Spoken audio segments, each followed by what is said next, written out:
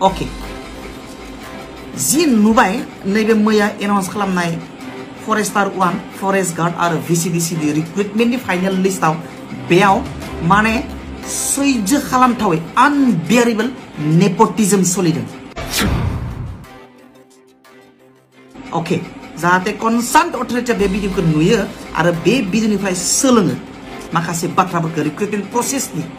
Okay. आरो मा गोरोन्थि जालांदों आरो मा राइट मावखो सरकारा बेखौ जाहाथे कनसार्न मानसि एबा अथरिटिया एबा डिपार्टमेन्टआ मिथियो बेनि थाखाय भिडिअखौ जेसे हायो लाइक शेयार कमेन्ट खालाम.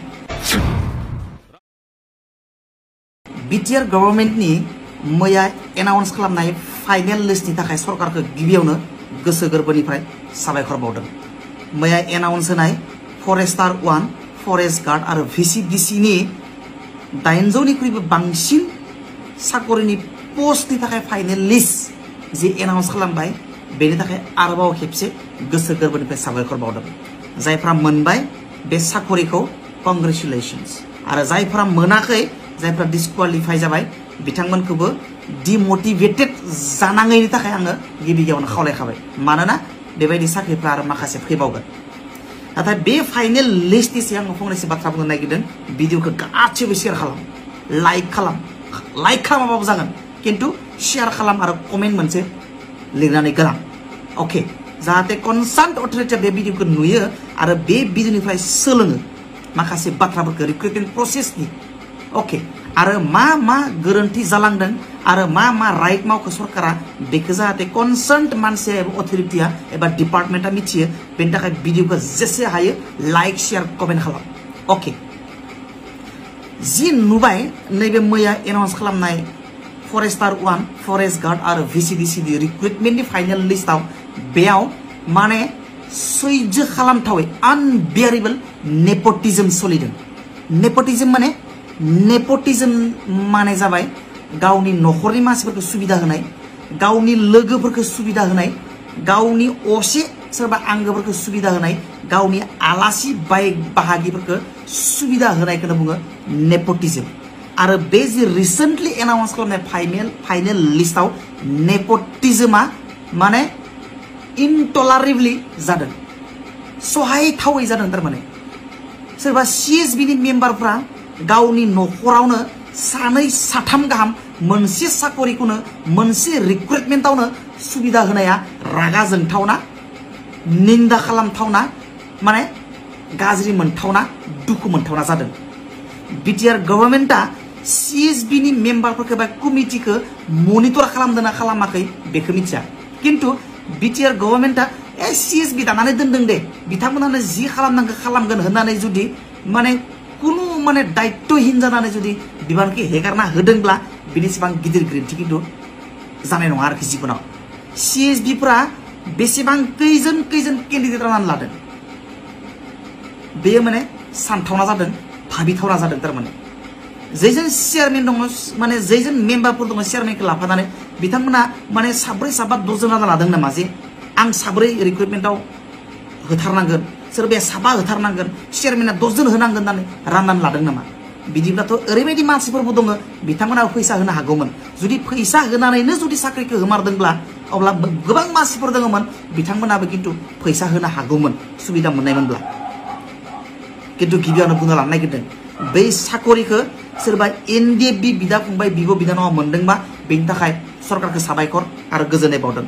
बै साकरिखौ सोरबा मुभमेन्टआव गावनि जिबनखौ सेक्रिफाइस खालामनानै जुदि मुंख्लं जादोंबा बिथांमोननि नखरनि मानसिया सोरबा फिसाजो बिदा फंबाय मोनदोंबा बेनि थाखाय सरकारखौ साबायखर बावदों, गोजोननाय बावदों आरो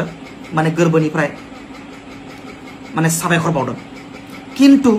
ओरैबायदि मानसिफोरबो दं नामा जे जायफोरा कुनु सेक्रिफाइस खालामाखै हादोरनि थाखाय, समाजनि थाखाय, बर' हारिनि थाखाय, ओरैनो सोरबा CSB नि मेम्बार जानायनि थाखाय, सिलेक्सन बर्डनि मेम्बार जानायनि थाखाय बिथांनि फिसाला बिथांनि माने नखरनि मानसिफोरा 2 3 नखरसेयाव मोनदों नामा?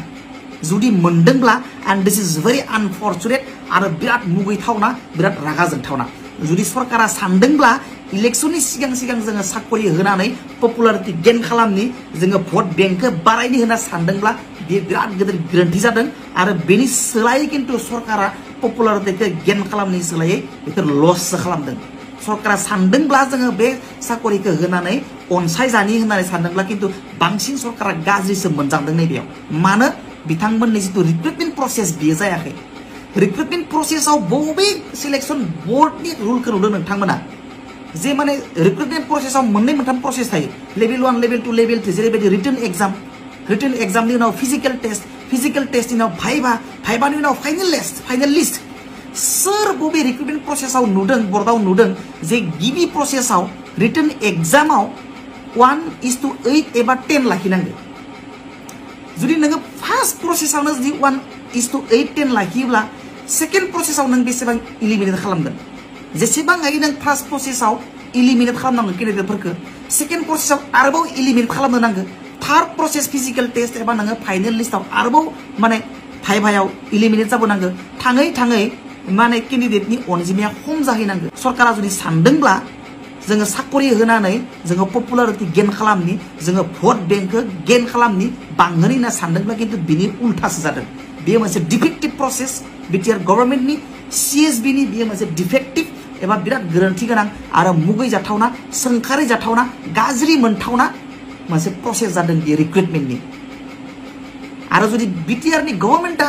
मा एसेबां रेसपन्स गैयै जाखो बियो मा एसे इरेसपन्सिबल जाखो CSBखौ दानानै दोनदों सानदों नामा जे बिटिआर गभर्नमेन्टआ CSBखौ दानानै दोनखाबाय बिथांमोना जि खालामनांगौ रिक्रुटमेन्ट प्रसेस खालामगोन जोंहा मनिटर खालामनांगौ जेबो गैया बे माने CSB बर्डखौ जेबो बुंनांगौ गैया नायफामनांगौ गैया होनना सानदों नामा CSB बर्डआ जि खालामगोन बेनो खालामथों CSB बर्डआव जेसेबां मेम्बारफोर दङ बिथांमोना गावसोरनि न'खरनि सोरबा फिसाजो बा न'खरनि मानसि आलासिफोरखौ सोनानै लायोबा लाथों बेयाव आंहा जेबो बुंनांगौ गैया होननानै बिटिआर गभर्नमेन्टआ सानदों नामा आरो सानदोंब्ला खिन्थु बेनि फिथाइखौ फैबाय थानाय रिजाल्टआव खिन्थु मोनगोन जोङो फोथायनाय लादों सरकारा बिराद मोजां खामानि मावदोंबो हाजासे जों नुबोबाय थादों खिन्थु बिनि गेजेरावबो ओरैबायदि सहायथावै खामानि मावनानै होयोब्ला बेबो इलेक्सन खाथियाव बे खिन्थु सरकारनि बिराद हार्मफुल इफेक्ट खोलैगोन खिन्थु सरकारनि सायाव दा बेनिखायनो आरो मोनसे बाथ्रा बे नेपटिजमनि थाखाय बे माने डिफेक्टिभ रिक्रुटमेन्ट प्रसेसनि थाखाय खिन्थु माखासे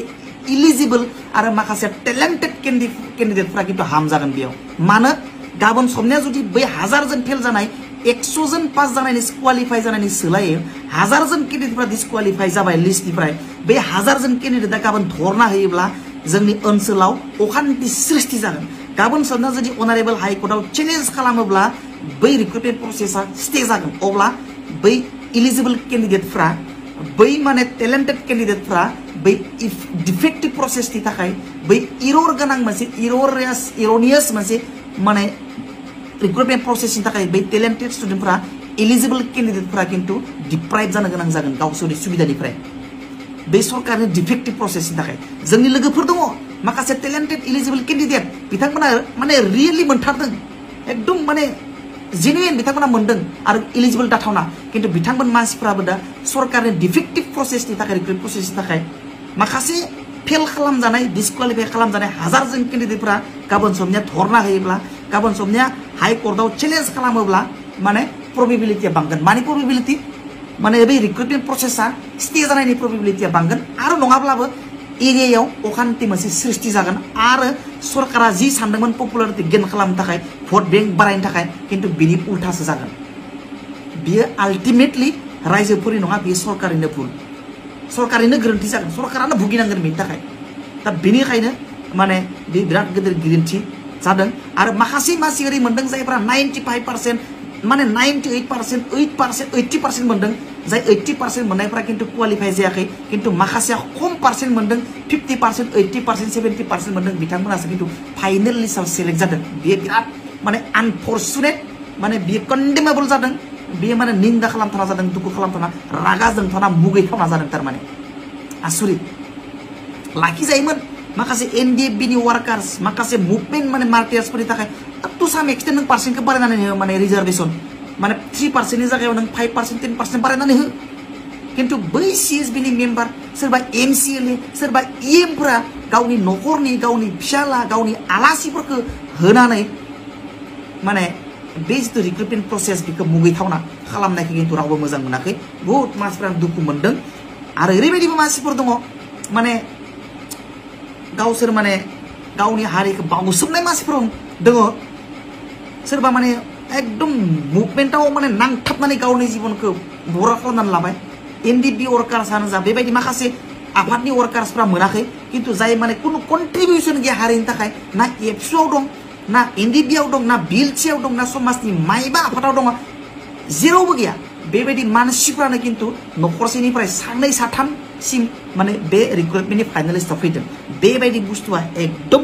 रागा जोंथावना निन्दा खालामथावना आरो भेरि आनफर्चुनेट सोरबा माने सेक्रिफाइस खालामनाय एनडिपिनो मानिबा माने एबसुफ्राबो गोबां मानसिफ्रा बुंदों किन्तु गोबां मानसिफ्रा फेसबुकफ्राव लिरसोलायदों एबसुफ्रा मोनदों साख्रि किन्तु एबसुफ्राबो मोनाखै जोंनि ओनसोलाव माखासे एबसुफोर दङ सासेबो एबसुआ मोनाखै फेसबुकफ्राव लिरलाबायदों आरो मोनसे बाथ्रा गोसोआव लाखिथारनांगौ दै कम्पिटिटिभ आनजाद लिरबानो साख्रि मोनजोबनांगौ बेबायदिबो नङा दै फैसा खरस खालामनानै किन्तु हाइकर्ट चेलेन्ज खालामनायाबो लस दं किन्तु माखासे मानसिफ्रा जायफोरा माने सानदों जे कम्पिटिटिभ आनजाद लिरबानो माने साख्रि मोनथारनांगौ बिदिबो नङा जोङो ओरैबायदि इजि लायो आसाम गभर्नमेन्टआव नोंथाङा साख्रि हैनाय फैसा मोना बिराद बिटिआर गभर्नमेन्टआव जोंनि बिटिआर ओनसोलाव एग्जाम लिरनायखाय साख्रिखौ मोनथारनांगौ सानदों आरो मोनिखाय सरकारखौ बिराद रागा जोंदों सिएसबिखौ बिराद रागा जोंदों बिदिबो नंद्राया किन्तु हाइकर्ट चेलेन्ज खालामोबा उकिलनो फैसा माखासे होना नोंथांमोना किन्तु लसबो जानो हागौ दै माखासेफ्रा जायफ्रा कनफिडेन्स गैया आं पास जाथारनांगौ आं बिराद मोजां लिरदों बिथांमोना किन्तु हाला दावराव दावसि खालामना लाब गैया सोरबा सासे सानै खम अनजिमानि मानसिफ्रा जुदि कनफिडेन्स दोङोबा कनफिडेन्स लेभेला जुदि हाइ आङो 90% मोनथारनांगौ 80% मोनथारनांगौ होननानै बिथांमोना आरटिए खालामजायो हाइकर्ट चेलेन्ज माबा माबि धरना खालामजायो बेयाव बादा गैया मानोना सरकारनि जिथु काराप्शन प्रसेस बेखौ रावबो सापर्ट खालामनो नाङा आंबो खालामा आरो रावबो खालामनो नाङा बे जिथु नेपटिजम सिस्टेम बे बुस्थुआ जोंनियाव सोलिनो नाङा आरो ओंखायनो मोनसे बाथ्राखौ नोंथांमोनाबो माने इमान सेन्टिमेन्टेल जानो नाङा एग्जाम होबानो जे साख्रि मोनथारनांगौ बिबो नङा बेखौबो गोसोआव लाखिखा आङो ओंखायनो माने जाय नंगौ बेखौसो बुंदों आङो माखासेफ्रा बिराद इमोसनेल जायो एग्जाम लिरबानो आं मोनथारनांगौ ओरै सानो नोंथाङाथ' इलिजिबलबो जानांगोन ना ओंखायनो माने जाय बुस्थुआ राइट बेयाव था एग्जाम लिरबानो मोनथारनांगौ बिदिबो नङा पस्टआ दङ बेसेबां 300 माने हमना ला 800+ पस्ट दङ 800 मानसिफ्रासो मोनगोन 900 मानसिफ्रासो मोनगोन लाख मानसिफ्रा एग्जाम लिरदों लाख जन मानसिफ्राथ' साख्रि मोनाना मोनगोन 800 जन 800+ मानसिफ्रासो मोनगोन मानो होनबा सिदा लिमिटेड इयुनाव गासैबो माने रिटेन एग्जामाव पास खालामजोबनानै होबाय बिनि ओंथिया बि नङा जे रिटेन एग्जामाव पास जाजोबनायानो साख्रि मोनथारनांगौ भाइभायाव माने क्वालिफाइ जाजोबनायानो साख्रि मोनजोबनांगौ बिदिबो नङा ओंखायनो जायफोरा आनजाद लिरदों नाथाय क्वालिफाइ जायाखै गावखौनो बुजि आं बेसेबां इलिजिबल स्टेट लेभेलाव आङो पास जाहां जादोंना जायाखैमोन बिटिआर लेभेलाव दिनै आं पास जायाबाबो बिराद रागा जोंदों मोनथारनांगौ होनना सानदों सरकारखौ रायदों सिएसबि बोर्डखौ रायदों गावखौबो साननानै नोंथाङा बेसेबां इलिजिबल अके किन्तु भिडिअखौ शेयार खालाम थेवबो आङो सिएसबि बोर्डखौ बुंदों सिएसबिनि चेयारमेनखौ लाफानानै साफ्रोमबो मेम्बारफ्रा सिलेक्सन बोर्डआव थानायफ्रा मिथिगौबा खोन्थाहर सोर मेम्बारा गावनि न'खरनि खैजोन साखरि होदों बेखौ मिथिगौबा कमेन्टआव लिरनानै हर खोनानायाव सोरबा सिएसबिनि मेम्बारजों